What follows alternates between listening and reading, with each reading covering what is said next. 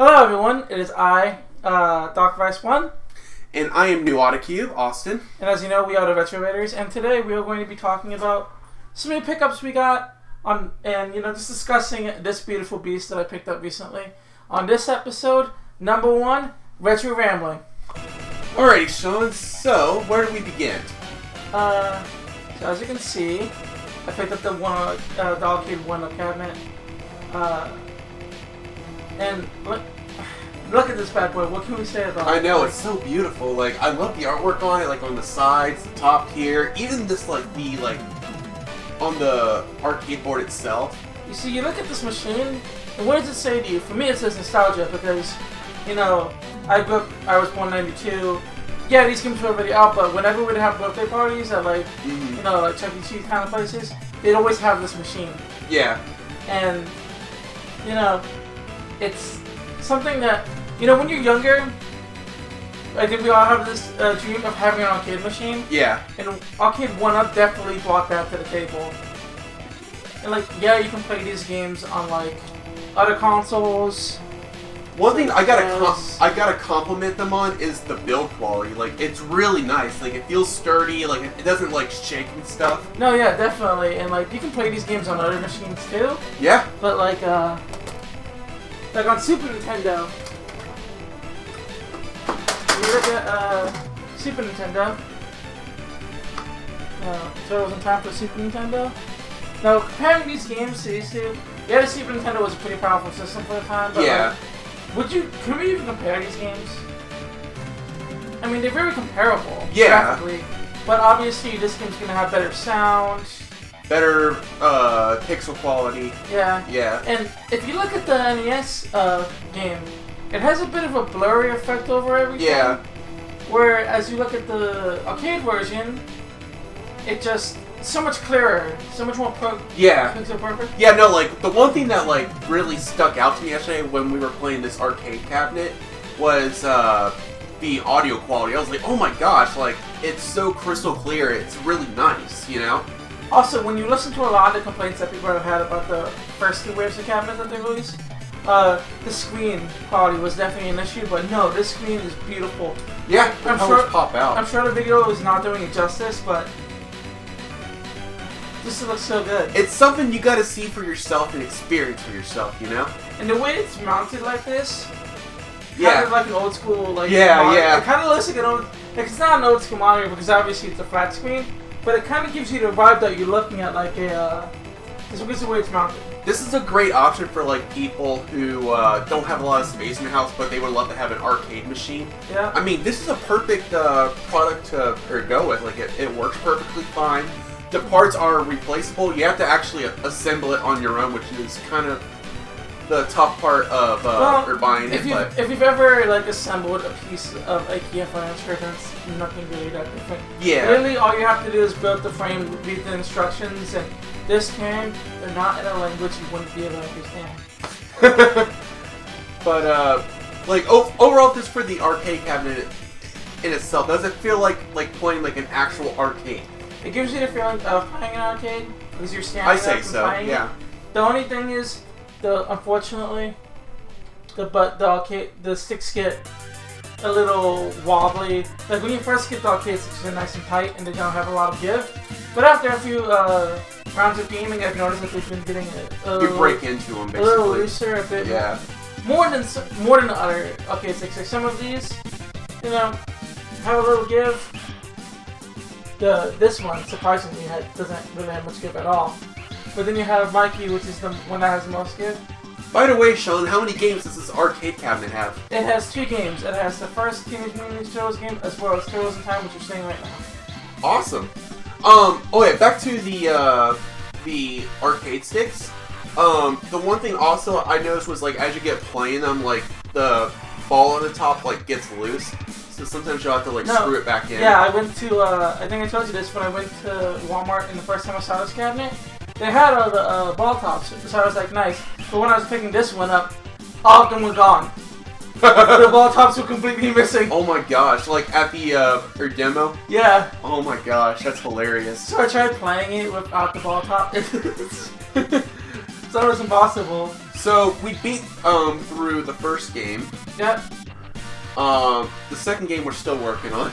Yeah, we're gonna have footage of that in this video, but like even look at that attract mode. Like it even has the classic attract mode. The nice thing about this is no more quarters. Yeah. All you can do is just you can max your lives out by just pressing one button. Also, one thing I recommend not doing is when you want to change the game, don't just turn it off. Like there's a way to do it. You just hold down the first play button, and in time, it switches back. Goes back to normal one. You want to play the first one. It just saves stress, like on the power button. Also, a lot of people will complain when these cabinets first came out. A lot of people were complaining that the art was coming off, but no, as some people have brought up, the protective piece right there definitely makes it all work. Yep. Yeah, no, like that was like I remember like back when the arcade cabinet first came out, like people like they were saying that the artwork wore off like really easily.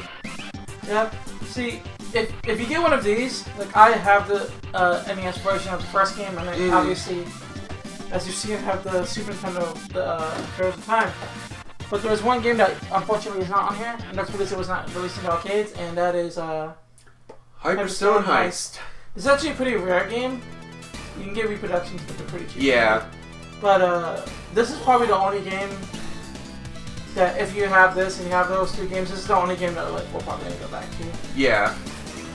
But there's actually boss fights from Heroes of Time that are in this, but not in this version. Oh, really? I didn't know that. That's pretty cool. Yep. Now, we played through both the arcade version of Turtles in Time, or we played through the first one. Yeah, the first couple levels, and then we played a bit of the SNES version. And how would you compare the two? Like just like gameplay wise, do you feel it's much better on the arcade? Like I said earlier, graphically and stuff like that, and sound wise. Obviously, you want the arcade version. I definitely think that the playing with an arcade joystick and buttons is definitely a much better feel. Yeah, I'd definitely say so too. It just feels more natural. I don't know. When it comes to playing beat 'em up games like that, I just feel like you have to play them on arcade. Yeah, like cause like if you play it like on a D-pad and buttons, it gets really even if you had an arcade stick, uncomfortable. Even if you had an arcade stick, which is good, you're not getting the full experience because when you play with an arcade machine, you're playing like this. You're not sitting. So when you have an arcade stick on your lap, I know a lot of people have said, the people who have done videos on these, why not just get an arcade stick and main? It's not the same experience. It's just not. By the way, Sean, how many people can play on this arcade cabinet? 4 people can play on it, just like the original. And, in Austin, we're pretty big dudes. Like, we're pretty tall, we take up a lot of space, our legs are pretty long, so we have that. So, the fact that me and him, when we were doing our run of the first game, we were literally sitting in front like this, right beside each other, and we could play. So, I have no doubts in my mind that 2 other people could have joined us, and it would have been perfectly fine. Yeah, it felt pretty like the buttons feel pretty spaced out. Like it's not like we're like cramped on top of each other, you know. And if you look at like the Rampage machine that they came out with that had Colin and that had a bunch of issues, it had 3 players, but it was literally just a desk. Yeah. Much space. So there's no way you're gonna get 3 players. You'd be lucky if you got 2 players, but no way you're gonna get 3. Yeah. Unless it's children, but I think both children and adults. Oh yeah, no, definitely. This is a great machine for like big families, you know. Like it'll give you hours of fun, you know. But again, with the joysticks, because they're not the highest quality joysticks, you definitely want to make sure that your kids aren't like shifting them around. Or even if so, like buy a bunch of replacements. So like, God forbid, like one breaks, just pop a new one. Or like even slamming the buttons. Like, yeah. You don't want to do that with these buttons, okay? They're imitation tap buttons. They're not the real thing. Yeah. They are replaceable, right? They're replaceable. They're still replaceable parts. Okay, gotcha. So if you want to go on their website and pick up parts, you can. How much does this go for at retail? Like $350? Some people have it. Some Walmarts have it for. It depends on the Walmart. Really. Yeah. Sometimes they'll have them for as low as $130. But the base price typically that you're going to pay for this is about $400 to $330. Would you say it'd be good to like wait till like Black Friday or whatnot? Might be fighting some crazy mobs, but I mean, yeah. I mean, when I got this Christmas that just passed by, this was like the new winter cabinets that they released. So they didn't really lower the prices on these very much. They were pretty consistent. Yeah. But if you look at the Mortal Kombat cabs and stuff like that, and especially the Street Fighter 2 cabs, some Walmarts, some stores were selling the Street Fighter 2 cabinet for $75. Wow. Yeah. That's actually not bad at all. So it's about the same height as this too, right? This came with the riser, which is really nice actually. It keeps it from like being all or wobbly, right? Well, not just that, but it actually lowers up to like the height of this control deck is actually the height of like actual arcade machines. Yeah, I believe that. One thing, people think this is really small, but no. We went to our local retro video game store today. They have an arcade cabinet. Yep. It's about that much taller of an actual arcade cabinet. Yeah. Maybe a bit wider, obviously, but like. I mean, it's not too much smaller. I feel like it's very personalized. I think a lot of people like to make it out like, oh, they're so tiny. How could someone? How can an adult play it? And it's not that difficult. When you first got the arcade cabinet, Sean, how long did it take for you and your mom to set it up? Really, I guess it really depends. We were both pretty tired, so So I think it's about 2 hours with the riser. You can barely do it. I've heard some people finish 2 cabinets in 45 minutes. Maybe because like as like you finish them more, like they become easier. But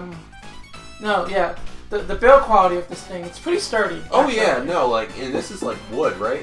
And the monitor is quite nice, as we've mentioned. Yeah, the art, oh my gosh, the artwork looks so good. Like, it captures that time era. Yeah, eventually I want to get a lighter marquee. Yeah. Originally this said Konami. But because Nickelodeon now owns in each color. Yeah. But it's still the Konami game, right? Yeah. Yeah. It even says on the title screen, Konami. Yeah, so they actually give credit to them. So,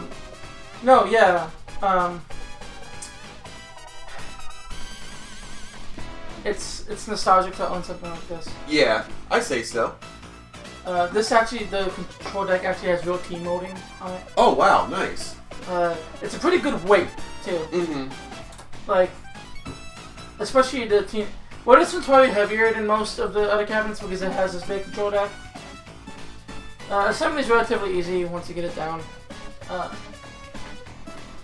gotta say, is this like, it's so nice to see like these arcade cabinets like make it to like retail stores to buy now. Like it's much more convenient for people, and I think it keeps them alive for future generations, in my personal opinion. Yeah, and let me tell you, on every single video I've seen of people playing, there's always that one comment of that one guy saying, "Oh, it's not a real cabinet.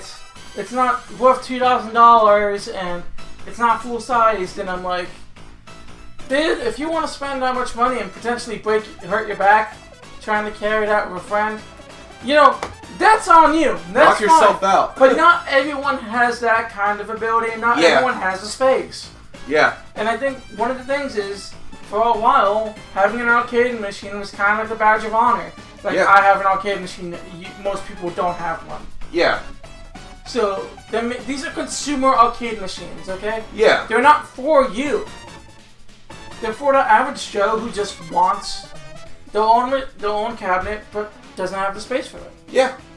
And it's a great, like, piece of equipment to talk about, like to have in your collection, and people come over and, it's a good conversation starter. Yeah, so in hindsight, if you have a family, if you have a lot of friends who come over and play video games, this will give you hours of fun right here. Yeah. Like, even if the games, like, might not be the super longest, they still give you, like, hours and hours of play, like, and You can always like make challenges, you know, like even with the lives, you can be like, hey, you know, or let's do a challenge where we both get like 25 lives. Whoever is the last standing wins. You know, like we get 3 lives. That's Give for doing that. And you know, if I had one thing to say, I really wish they could have put the Simpsons arcade game on here. Yeah, that would have been perfect. But that would have been cool. You know, in a perfect world, that's what we would have. Yeah. But the world is not perfect. So, in general, if you want an arcade cabinet, or if you want something that's like an arcade cabinet, you know, pick one of these up. And they have a bunch of new games coming out. Yep. They have the Burger Time machine that's out. Oh, wow. They're coming out with the NBA Jam cabinet, which is also going to have Wi-Fi capabilities so you can play with other people around the world. Wow, that's nuts. Really? Yeah. Wow, I didn't even know that. Arcade 1-Up or Arcade Mod 1-Up.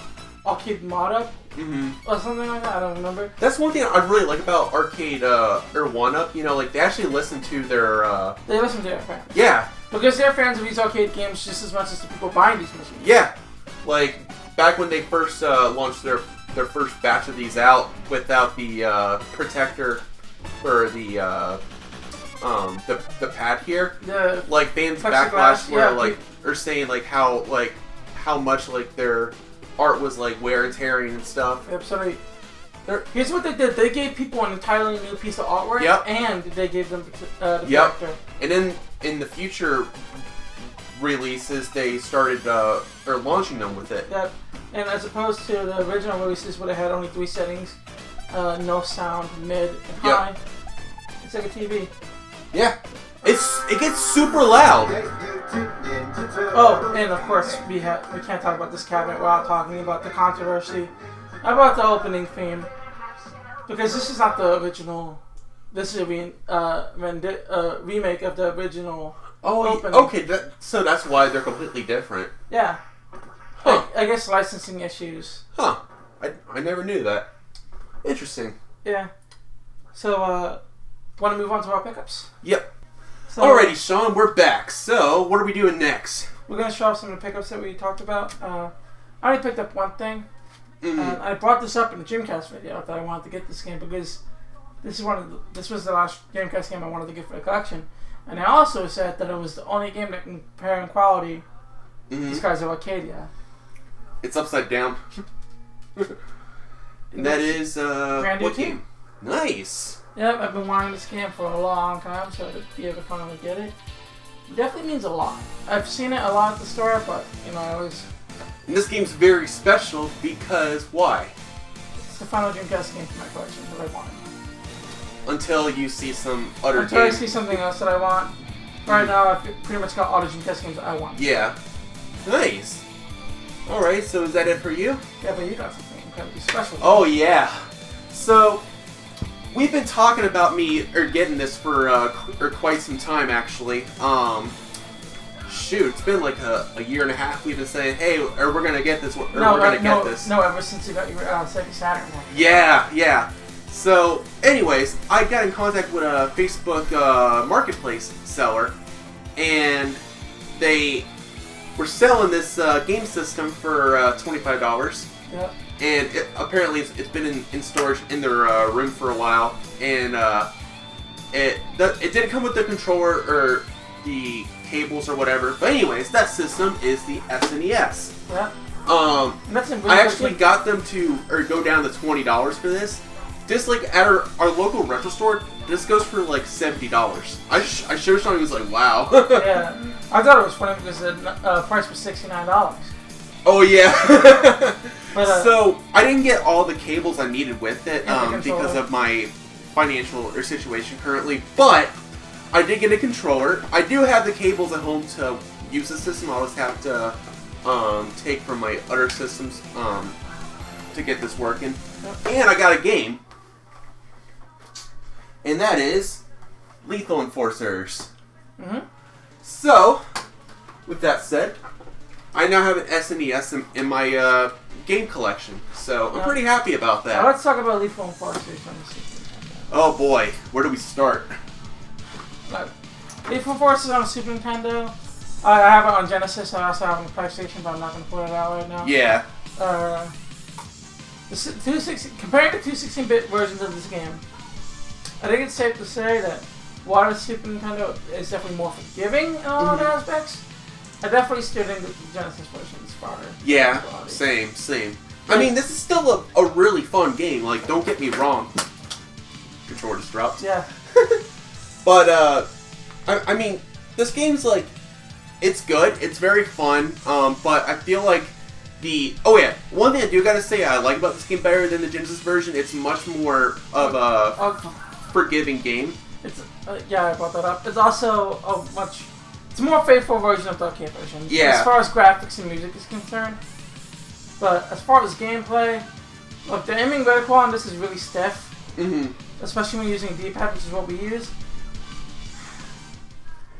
It's just not as easy and fluid to move around. I first thought it wasn't very bad playing on my Hyperkin SNES controller. But when I played the Sega Genesis version, the controller felt a lot more natural, I guess, because of the pivot on it. Yeah, it had more of a pivot, so it moved more smoothly. But even if you move your hand around the SNES D-pad, it still moves very clunky. Yeah, it makes an oval shape almost. And this one you can definitely be more accurate with your shooting because of that. But of course, this being an SNES game, as we've said, it has better audio, it has the better graphics. But gameplay, I'd have to give it to this. I feel it's more faithful. Definitely. Especially considering that I have the basically an arcade version on the PS1 with the collection. This definitely plays at more of a comparable speed for that. Yeah. It is. But that's obviously because of CPU limitations that the Super Nintendo had where it doesn't have as fast of a CPU as the Genesis does. So when it all boils down to is do you want a better gameplay or do you want better visuals and sound and better music? Yeah. But the music in this version is not bad. Oh no, it's not terrible. It's just way lower quality. Yeah. As typical of Genesis compared to. Yeah. I mean, there are some exceptions. If you look at Earthworm Jim on the Sega Genesis, obviously that has better sound. Yeah. Than the Super Nintendo version. But I digress. If you're gonna get any version, they're both great games. Yeah. Ideally, get the PlayStation 1 version, which we're not showing. But. Yeah. The PlayStation 1 version is a bit expensive though compared to both of these, right? Yeah, what'd you get that for? $9? I think we got. Yeah, $10. And the Genesis version was $4, $5. Actually, no, I got this for $6. Yeah. They actually price matched it with a cartridge that was not in the best shape compared to this one. Yeah, but I think that version of the Super Nintendo is definitely more expensive than the. Oh yeah, no, definitely. Genesis version. Again, I think the Genesis version just sold more, which is why Super Nintendo didn't get the sequel. Genesis did. Mm-hmm. But expect us to do a video eventually on Super Nintendo. Yep. And yeah. So that's it for today, Sean? I think we're done. Alright, we'll see you guys next time. See ya. Hey guys, what's up? It's Nuadacube and Darkvice here. Today we're going to a place just like some other place. A Toys R Us shopping cart. Look at it, everyone. Isn't it wonderful? But we actually found a Radio Shack around here. Yeah. No, we went here a while back. We're actually picking up our Domino's for dinner. We were doing the same thing and we saw the Radio Shack. We were like, what? See a Radio Shack right there? Just kidding. No, it's not. Yeah, no, I thought Radio Shacks were the same. Same here. There used to be one up the road from my house, but it's gone. It's been gone for years. What? Video stores. Yes. Here she is.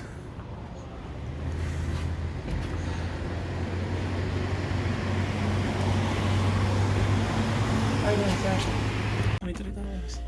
It's not bad. You see my things?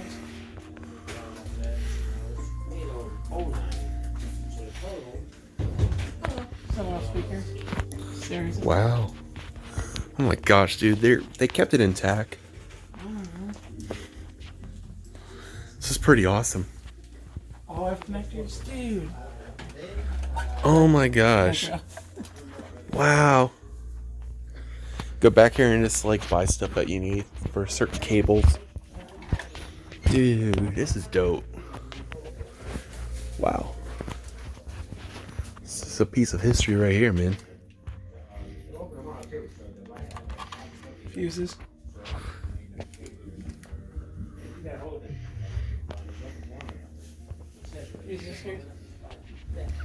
Man. Or we didn't get to explore it completely last time because they were closing down like for the day, like right as we arrived. Nice. Wow, dude. They have literally everything you need. Wish you can get on Amazon nowadays. No, but like, why would you want to go to Amazon when you get like here? Yeah, this is a cool experience, you know? You get the atmosphere and you get the pick to make sure you're actually... And the smell of being in here. Yeah, you have to get the pick to make sure you actually get the real, like, product. Like, yeah. Instead of taking it back. That's 7-inch. That's very small. I only use those in Xboxes and use them on the old flip phones.